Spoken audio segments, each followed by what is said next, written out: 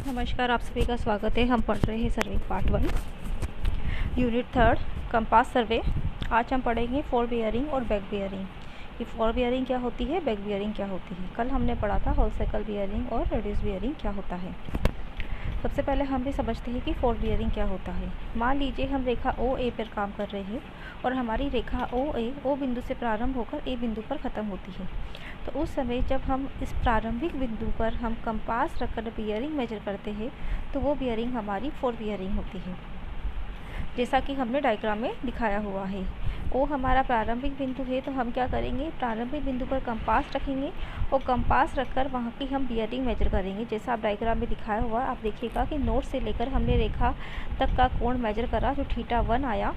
तो ये θ1 हमारी लाइन ओ ए के लिए फोर बियरिंग होगी। ठीक है, जब हम लिख रहे हैं लाइन ओ ए, तो लाइन ओ ए के लिखने का मतलब ये है कि लाइन का प्रारंभिक बिंदु ओ है और अंतिम बिंदु ए है। ओ से लेकर ए तक हमारी लाइन है। तो θ1 हमने जो लिखा है ये होल सर्कल बियरिंग की फॉर्म में लिखा है। यदि इसे हम रिड्यूस बियरिंग की फॉर्म में लिखते तो हम लिखते कि लाइन ओ ए की फोर बियरिंग है, नॉर्थ θ1 ईस्ट। अब हम समझते हैं बैक बियरिंग क्या होती है।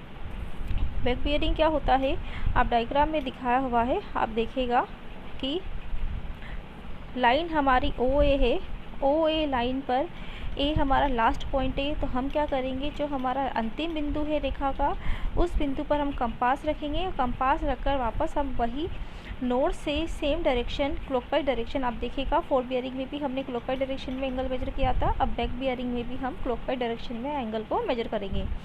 तो क्लॉकवाइज डायरेक्शन में हम रेखा तक का एंगल मेजर करेंगे। θ2 आया है, तो ये θ2 हमारा होल सर्कल बियरिंग की फॉर्म में आया है। तो लाइन ओ ए के लिए बैक बियरिंग क्या हो जाएगी, θ2 लाइन ओ ए के लिए बैक बियरिंग होगी। अब बैक बियरिंग और फोर बियरिंग के बीच में कुछ रिलेशन होते हैं, हम देख लेते हैं। बैक बियरिंग इक्वल होता है four bearing plus minus 180 degree. Four bearing और बैक बियरिंग के बीच में 180 डिग्री का अंतर होता है। क्यों होता है, एक बार हम वापस डायग्राम में देख लेंगे। आप देखिएगा कि फोर बियरिंग और बैक बियरिंग हमने जो निकाली है वो एक ही रेखा की हमने निकाली है, मतलब एक ही रेखा की ये फोर बियरिंग और बैक बियरिंग है।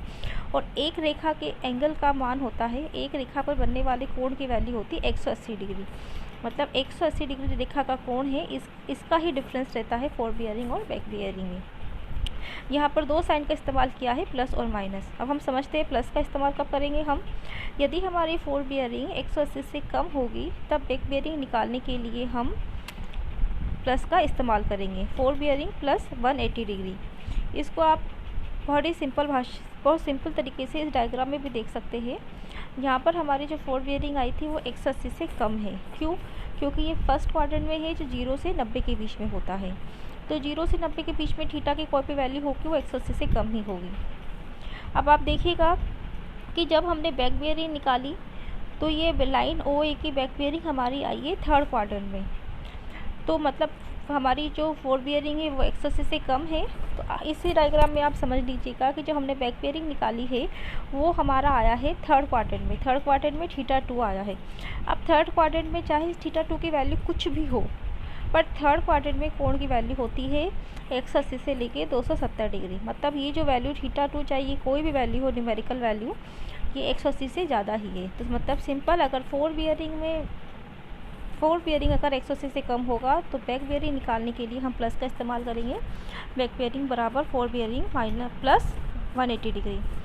परंतु यदि फोर बियरिंग 180 से ज़्यादा होगा तो बैक बियरिंग निकालने के लिए हम माइनस का इस्तेमाल करेंगे। बैक बियरिंग बराबर होगा फोर बियरिंग माइनस 180 डिग्री। तो इस चीज़ को आप ध्यान में रखिएगा। बैक बियरिंग बराबर four bearing plus minus 180 degree होता है। अब फोर बियरिंग की वैल्यू पे डिपेंड करता है कि आप प्लस का इस्तेमाल करते हैं या माइनस का। ठीक है, अगर एग्जाम में न्यूमेरिकल आ जाता है तो आप इस फॉर्मूले को रखिएगा, एक डायग्राम बनाइएगा रफली जैसा हमने बनाया हुआ है, और उसके बाद ये वैल्यू लगा के इसका आंसर निकाल लीजिएगा।